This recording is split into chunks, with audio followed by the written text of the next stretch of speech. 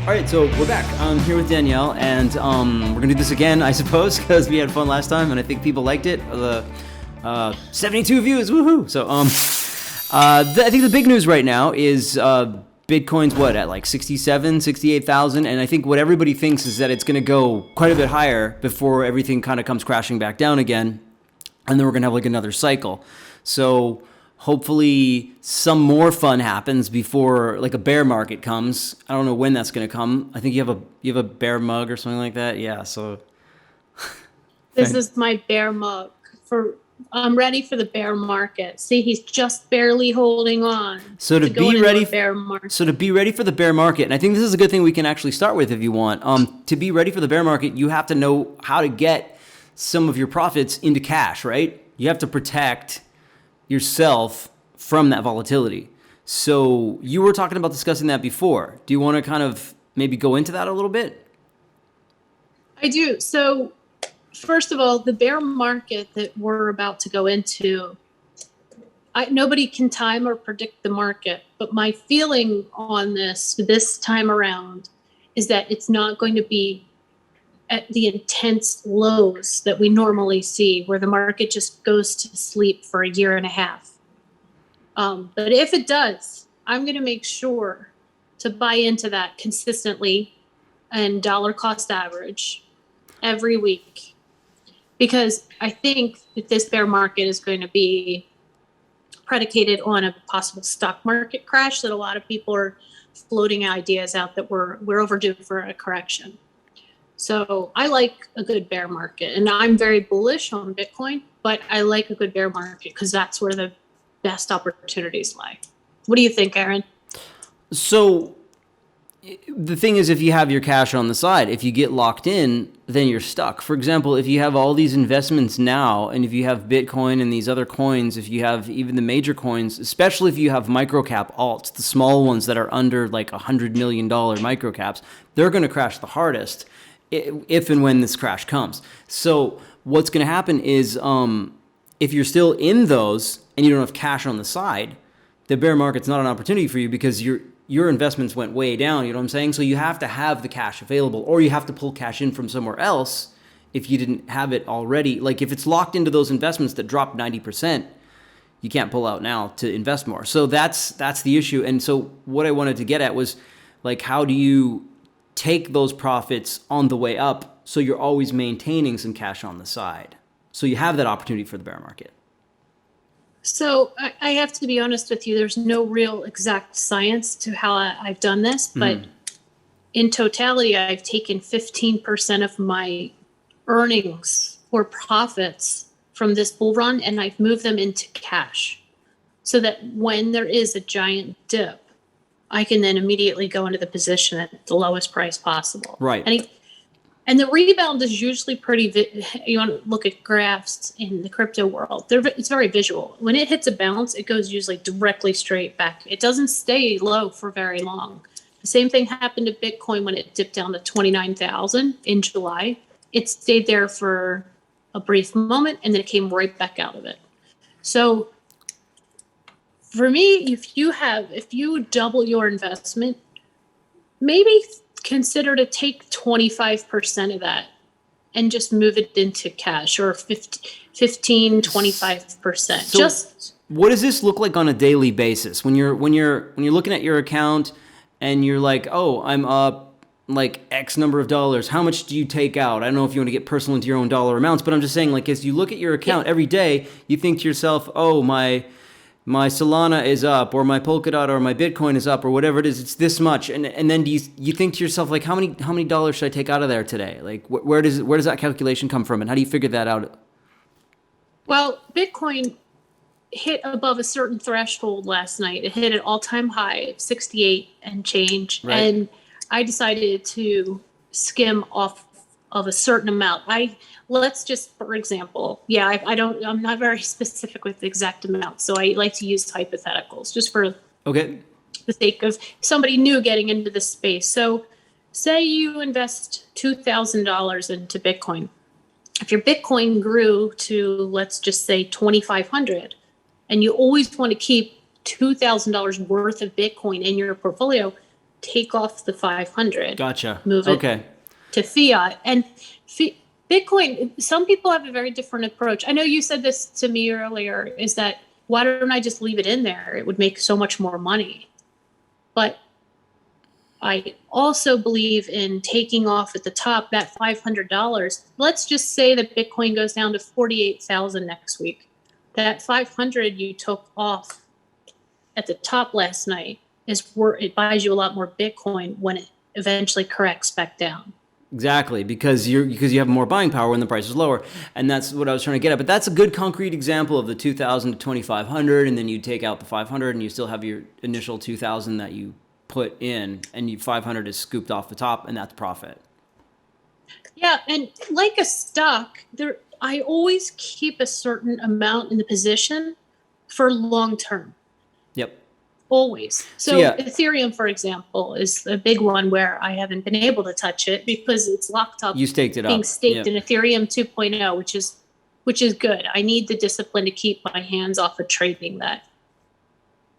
But I like moderation in crypto, and I'm probably more conservative than most of your crypto out there that are like, all right, that's it. Let's put a $500 in this. It's going to grow to $5 billion in 4 months, and I'm going to get my Lambo. I'm definitely not that kind of an investor. To be honest, I think compared to a lot of YouTubers out there, I'm super boring in the space. I do like moderation, so I like a mix. So if I take a position, let's just say you take $1,000 today and put it into Solana, which is a great choice, by the way. And we have no sponsors. Wow, this is purely speculative. We're such huge influencers here. Like if we say Solana, it's going to pump with its $30 billion market cap or whatever. Right. Like if you take, okay, let's say $900 because we can divide that by 3 very easily. You say you take $900 today and put it into Solana. Next year, it doubles. I would take 300 of that original investment and keep it in there long term. Long term in crypto, we know time moves so fast because it trades 24/7 with no breaks around the world, which is remarkable in and of itself. If you take the position that you're going to take a third of your investment and leave it forever, not forever, but for a long term, and then maybe a third and leave it midterm, so maybe 2 years out, and then you're going to take another third and use that to skim profit and say, well, if the 300 goes to 600 in 6 months, I'm going to make sure to get that 600 off the table. Yep. So I think for me, I don't like an all or nothing approach ever with crypto. Right. I really have to feel out the market and time it and what is right for that investment. Another thing to consider is, for an example, people that got into, say, Litecoin at the peak of the last bull run, it went up to $420. It has never recouped that. I think it's at like 245 right now. Last night it peaked at 245 for this bull run. I don't want to be left holding why I could have taken profits off when it hit 420 back in 2018, I believe it was. So it's a way, it's probably, I'm a little safer. It's a way to protect yourself and your investment without getting completely annihilated. Oh, does that make sense? Yeah, it is easy to get annihilated because once something drops, you're locked in, unless you want willing to sell at a loss and try something else. So that's why I think it's good to take those profits along the way as you go, which is good. So, and as far as the market and what the market is doing right now, I think generally the understanding is that Bitcoin's going to run up a little more or a lot more. It's going to run up for a while longer. And people are saying 78,000, 80,000. And then when that dumps from there, that's going to go into the altcoins. And then the altcoins are going to run after Bitcoin. So usually like Bitcoin and Ethereum, I think, kind of run together. Ethereum like a little bit lagging behind Bitcoin. And then after that, when those guys dump, then we get the altcoin season, as they call it. And so that's when you're going to get your other top 10 coins, and then all your micro caps going crazy after that. So I think now people try to time this, and I think that's tough. I think what you need to do is just go with what you believe is good, because everything's going to have its moment, I think, in the next little while here, and then get a lot of that off the table, like you say, before that bear market comes. Would you agree? There's your bear. So, you had an analogy about Monopoly. Did you want to talk about? I have a good analogy. This is the Rick and Morty version of Monopoly. So this isn't your typical Monopoly money. So my analogy for Monopoly, it's Morty. Very in alignment with how I mentally have structured my crypto. When you're going around the board on Monopoly, do you know how the properties start out real cheap in the beginning? And then they get progressively more expensive. And in the better neighborhoods, they become more expensive. And therefore, your rents go up and each property becomes more expensive to the point where you're all the way out. Now, we said for Rick and Morty, it was called Rick's Garage is one of the most expensive properties, right? But it'd be like Park Place. Okay. That show is so weird. I know. It's so funny. There's actually some really funny ones on here. I'll just show you one more. There's Fantasy World, and it's a fun game. My kids love it. So my strategy has always been with Monopoly that I like to buy the highest price properties first. I will hold on to my $200 until we go all the way around the board to try to land on one of the more expensive properties, because I believe they have better long-term value behind them. So that's exactly what I do with crypto. And once in a while, I'll buy maybe something cheap just for fun, just to disrupt the game or have fun with it with my kids and shake it up. Not disrupt, to shake it up a bit. But truthfully, my strategy is always towards the more long-term, highest yielding value projects or properties in the case of Monopoly. So that way I can also build upon this success, literally build upon, right? So in the Rick and Morty version, they have these. You got the whole game out. They're called floofel-noggins instead of houses and hotels. You have like these weird little guys, these dudes. You see that? Yeah, they look like little orcs from Middle Earth or something. And the more of those guys that you put on your properties, the higher the rent you can charge. So it's a better long-term value proposition. I like to use the analogy of saying Park Place would be, come on, help me out here. It would be your Ethereum. Park Place is like one of the most expensive ones, right?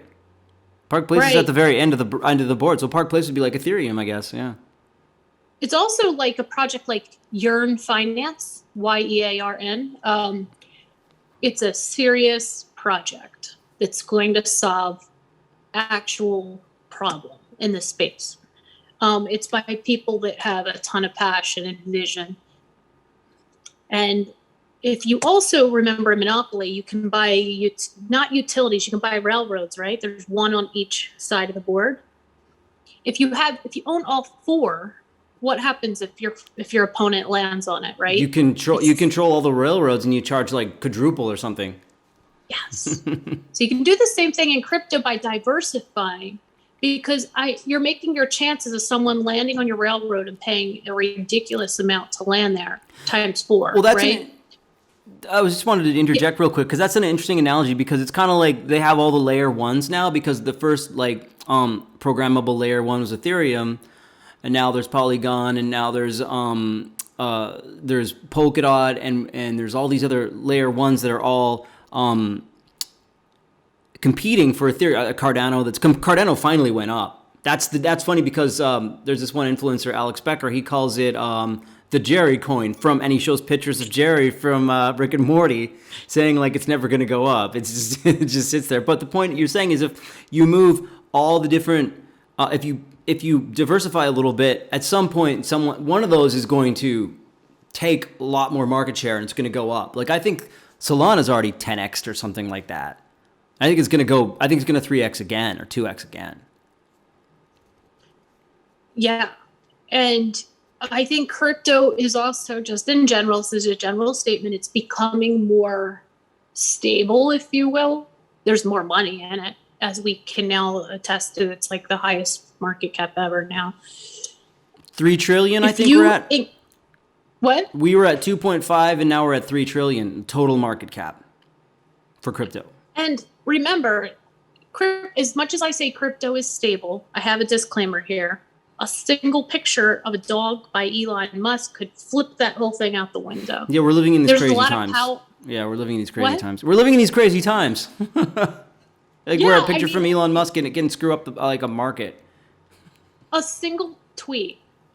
Now, that's why people are apprehensive to get into the space. And that is why when you do hit down, and it's going to go down, and when you bleed out, like I think I talked about in the last podcast, bleeding out, the crazy thing that happened in July, where it was like everything went into free fall.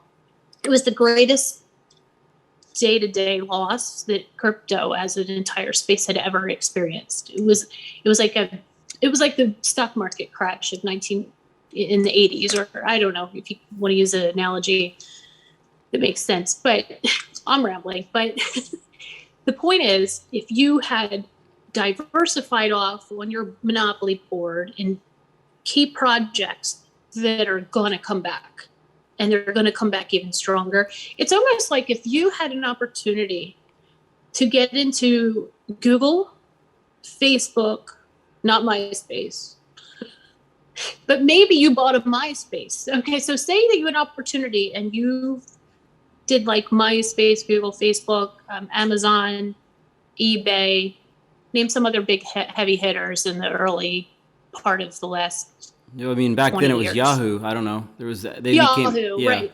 So one, MySpace, it went away, right? But then look at your chances of the others, because you got in so early to the game.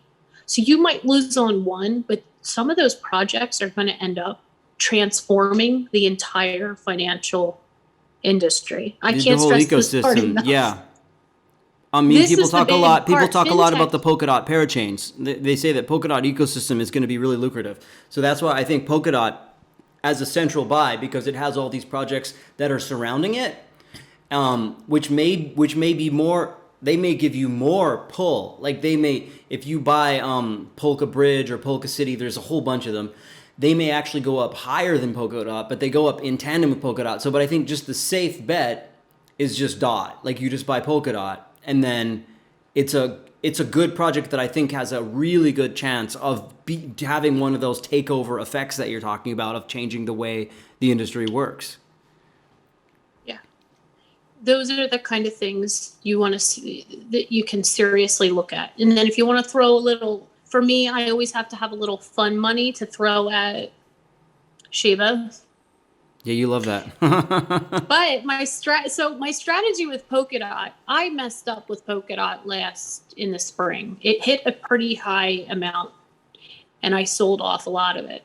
I wish, in hindsight, that I had just held. If I did my strategy with the 3 rule, like a long-term, mid-term, short-term strategy, and only sold off, say, a third of it, and left more like a third in there for a 2-year plan and another third for a longer 5-year plan, 5 to 6, 7-year plan. That would have been a great strategy for Polkadot, because that is a project that's going to affect change. Now, Shiba is something that was a flash in the pan. We don't know where it's going to go. Well, is there a use case for Shiba? Because who was I listening to the other day? Somebody was mentioning that like they may try to develop some more type of functionality with it, so it's not just a flash in the pan dog, coin. But to me, it's a definite riskier proposition than something I don't like go near it. Polkadot or Solana. Mm-hmm. So with Shiba, I have now, this is an update from last week. You ready? I have now taken 85% of my profits off of Shiba, because they were good profits. I moved them off, and then I put them into AVAX, which is Avalanche. Right. Axis Infinity, because if you know about Axie, it's about pets in the NFT metaverse space. It's the first. So Axie is the first game that really broke out, functionally speaking. Like, it's actually playable. People are actually making money. I think most of the players that make money are in the Philippines. There's a whole bunch of people that are just playing Axie Infinity, and they're earning a living doing it. But you have to get these Axies and like breed them, and they have their eggs. Or I don't know the game. I haven't looked into it. Well, they're pets. They're like. But you live actually animals. build them up, and then you can rent them out and stuff like that. But the Axie is the first one. There's going to be challengers because Axie is such a simple game. Axie might not be around forever. It's going to be one of those things where the competition space is going to open up. But Axie is the first one. It's kind of like, I heard somebody say it was like the canary in the coal mine. Yeah, this concept works. It's like the proof of concept for these play to earn games. Aaron, I made $1,000 from doing nothing with Axie last week.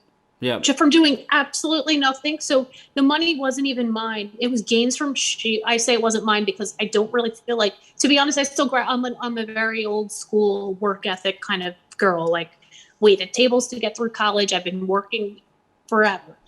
So for me, I feel like I didn't even earn it. I took the earnings off Shiba, or the gains. I flipped it to Axie. Axie went up. I shaved $1,000 off Axie just because I was like, wow, that went up fast, right? So I took $1,000 off, and then I moved that into a more stable coin. So that's how you can make money in crypto. It's and a good bet because you want to take stuff out of the riskier stuff, especially when it's getting a little bit stale. You got it. So that's a strategy that over time builds wealth, is that you can't just sit and say, well, I hope Axie dipped really bad. It's way below my investment for 2 years. No, I want to make sure that some of that money I'm using as a tool to make more money somewhere else. Right, exactly. There's plenty of options for high yields also on Coinbase. I know I should be a spokesperson for the company because I'm a big fan for how it's been life-changing for me. Because once I moved my money into there, I was able to actively manage it, and it negates the need for me to sit down with an advisor.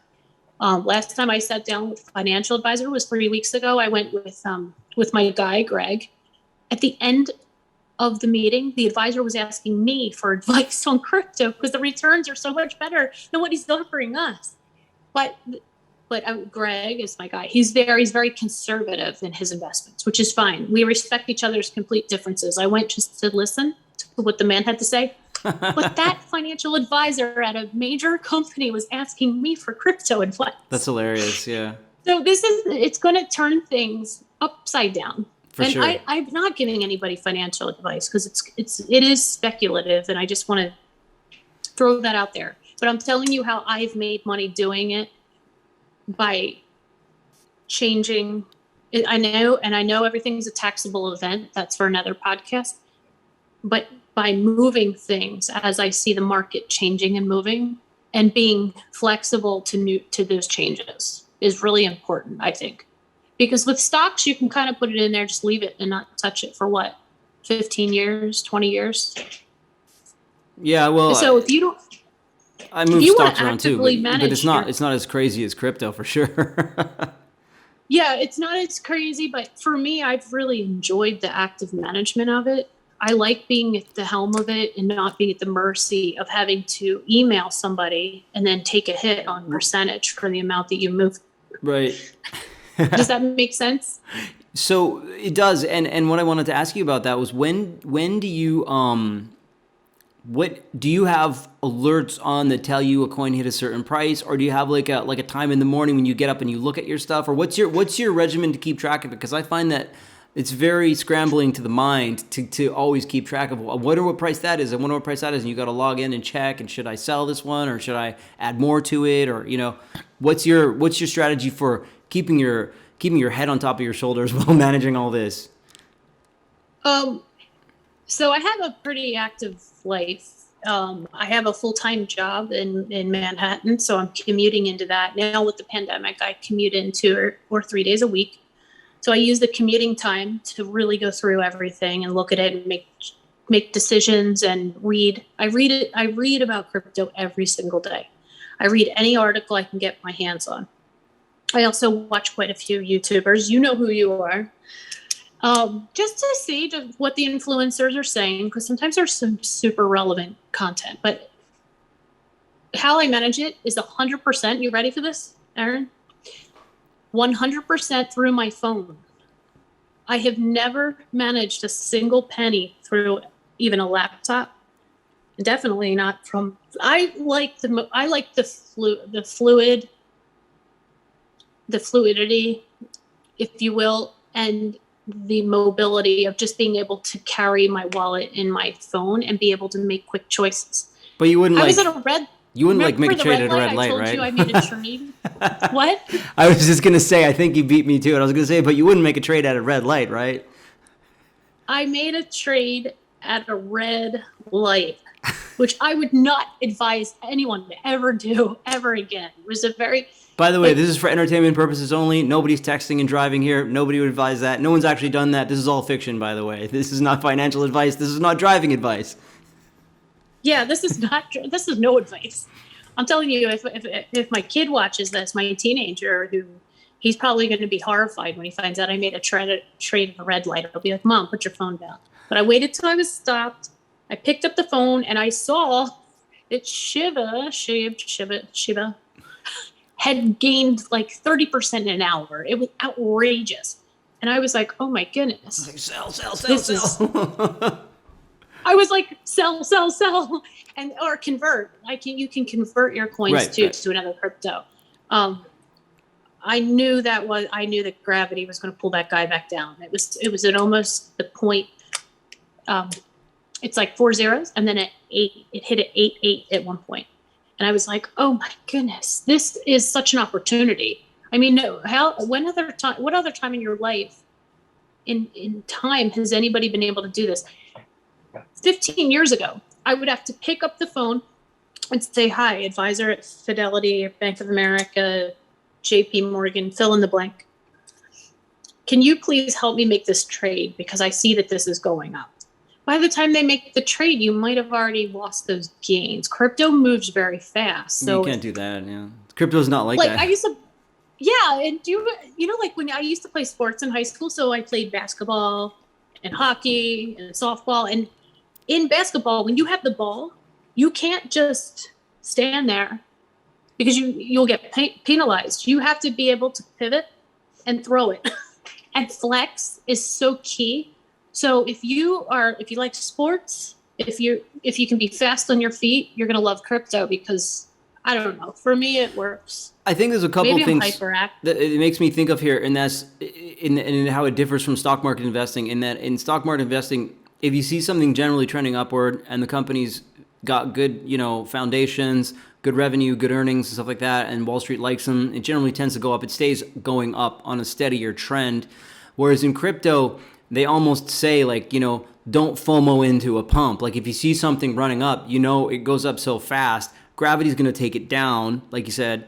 And so you kind of almost have to plan it a little bit differently than in stocks. Your strategy is different. You have to, because there's like in crypto, there's this part, and then there's this part, and then there's this part. And like if you come in here, you're good. If you come in here, you're good because it's going to come back. But if you come up here and you're watching everybody making those, 20% gains, and you decide to buy in, then you're left when it goes down here.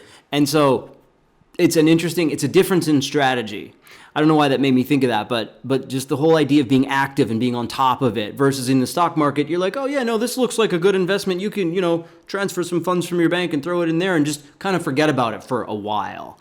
It's much more active right now because crypto's in an ultimate growing phase. Like, in the sense that people are onboarding from the rest of the financial world. Not everybody's here yet. Like a lot of people aren't here yet. The vast majority of people aren't here yet. So 99% of people in the world are not here yet. Yeah.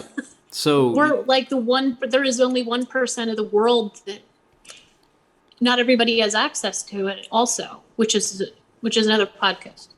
Do you want to talk about this? Let me see. We're at about Gosh, we're almost at 30 minutes now. Did you want to just maybe close up? I had a few other things I wanted to talk about, but we're not going to get a chance to do them today.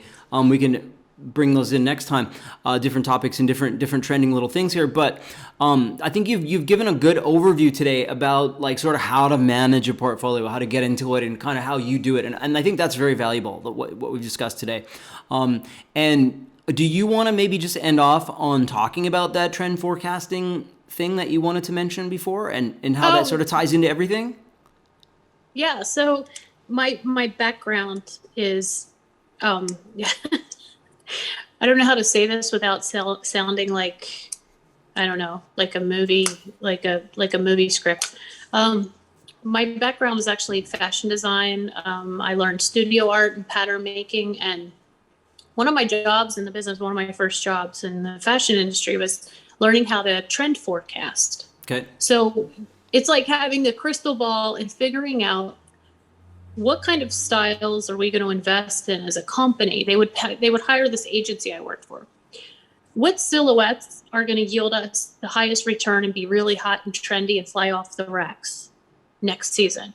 So they would hire us to go out and trend forecast. And I'm a designer at heart, and I used to draw some of the trends, and we would present them to clients. And this was many, many years ago, before you could see a runway show live on an Instagram feed.